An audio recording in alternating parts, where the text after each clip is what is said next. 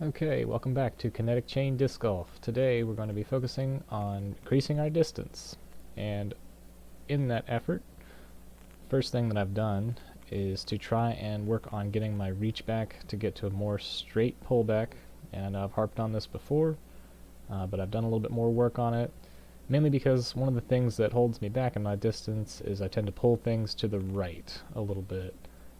It's kind of like a form of rounding, and I wasn't exactly sure what was causing it, but I definitely came to the conclusion that my arm was kind of just never getting to the point where it was totally straight.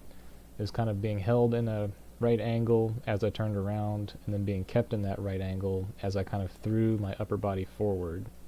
And that was causing things to really roll over and be a round throw. So again, we're trying to make it more and more straight. So what I did is I worked with my pro pull quite a bit, and what I would do is I would take my walk up and I would just hold my arm pretty relaxed and steady and just allow the tension of the band to pull my arm straight so that I could really get a feel for the timing of that. It really helped me to get the disc to float in space kind of above my left leg as I'm throwing, so it kind of doesn't move quite as much because of that. However, it did cause another problem, and that's what we're going to see in this first throw here. Now, this first throw is actually my longest throw ever, but it's not exactly right, and it was continuing to cause more of that pulling to the right problem. I'll talk a little bit more about that as we watch.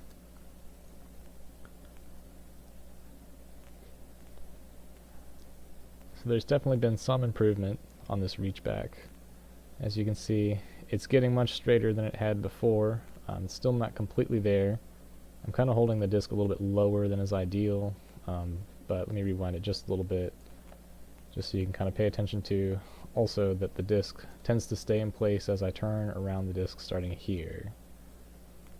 Doesn't really move forward from that point. Now, as you can see, we saw the reach back just a second ago, and now as I'm starting to pull forward, my arm has gotten even more bent like that.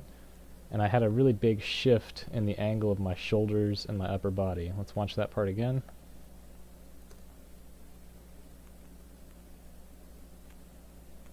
So if you're paying close attention, you'll kind of see what's happening is that more than anything else, my shoulder is kind of coming not out of its socket. You know, I'm not injuring myself doing this, but it's kind of popping out a little bit. And that's really what's being thrown forward as I go. Kind of leaning into it and jerking it out there.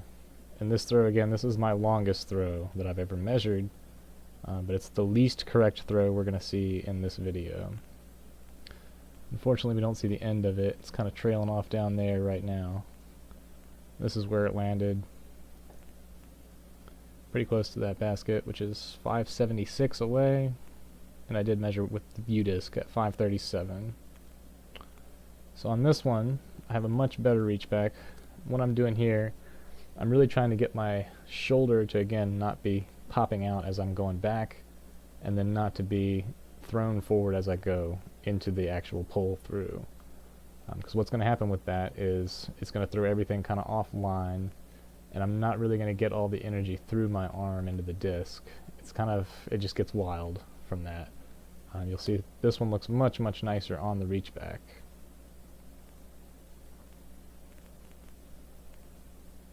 Yeah, see, that's looking so much better already. Another thing I did to really help with that, I actually kind of pinned my left arm to my side. I tend to swing it out here really wild, and that's not necessarily a bad thing. It does help to get some momentum, but just to clean up these shoulders, I tried to keep that in tight during this throw.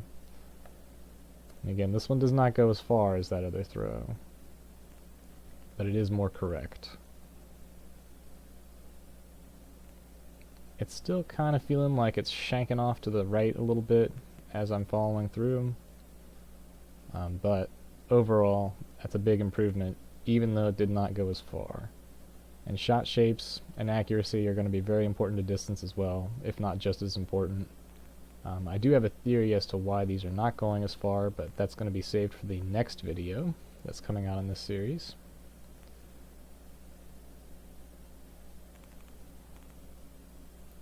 And that one went to about 474, so not nearly as far as the other one.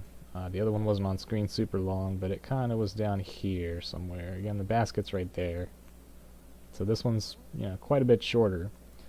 but overall it was a big improvement on the form itself. So let's watch that one more time. Again, I'm doing much better at keeping the disc kind of in place from here on out, but you can still see how it's kind of really wanting to pull out to the right, and I'm not exactly trying to do that as I'm throwing it from here. So the final shot in this video is the most correct form.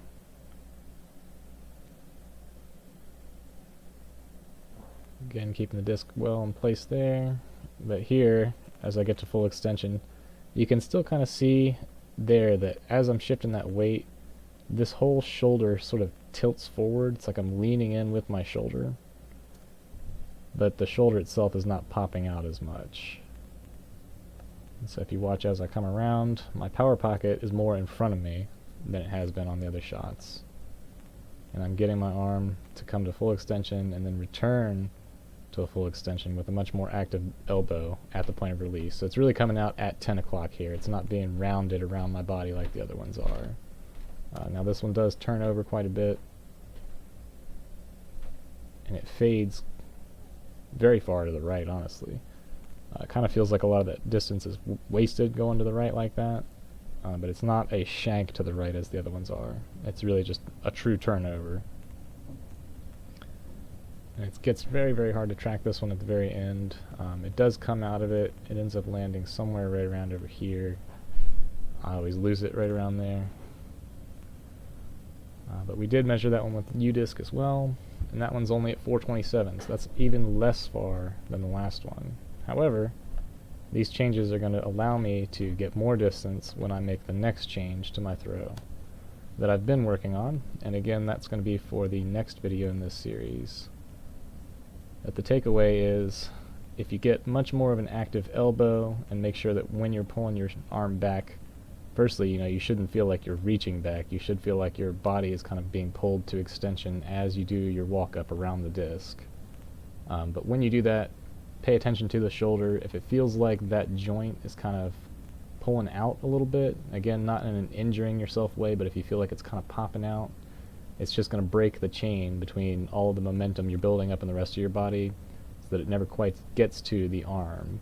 And it's going to cause you to, again, sort of wildly swing that arm over to the right and pull it offline. So just a quick review, if you want to see it one more time. This one I have the most active shoulder and the least active elbow. You can see almost like I'm doing like a wave goes through my shoulder as I do this reach back from here to here. Yeah. And this one happened to go farthest, but that's really just a fluke. I do kind of want to hammer that point home, though. When you're working on distance, your farthest shots may not be the most correct, and they may not be the most reproducible either. This one, again, big improvement. Kind of held my arm to the side a little bit to make sure that I did not get that wave going through my shoulder like that. There's still obviously, a pop out here, but it's less that my shoulder is coming out of alignment and more that a wave is traveling through my arm. And then on the final one here, the shoulder stays much more static and the elbow moves a lot more, especially on the pull through. And that was one of the biggest changes I did here, is I really got to feel my bicep get a little bit more active as I'm coming through. So instead of just kind of jerking my arm around, throwing my body forward, having my upper body lean in like that, I'm getting my elbow to come out instead. So that's actually making my release point a little bit more at the 10 o'clock range for where my body is, instead of being shanked over to the right. It's almost like what I was doing before. They always say, you should feel like you're ramming a door with your elbow. I've been ramming the door with my shoulder. So it's really taken away a lot of the smoothness to the throw, and it's caused a lot of rounding problems. And ultimately, it's a compensation for the fact that my elbow did not have the activity that it needed as I was doing these throws. So thank you guys so much for watching. Hope this helps you out. The slow-mo is definitely helpful for seeing what I'm doing here. It is a little bit harder to track the motion of these discs, so I've added a little bit of a zoom to help with that a little bit. The other thing is we don't get the sound from that, obviously.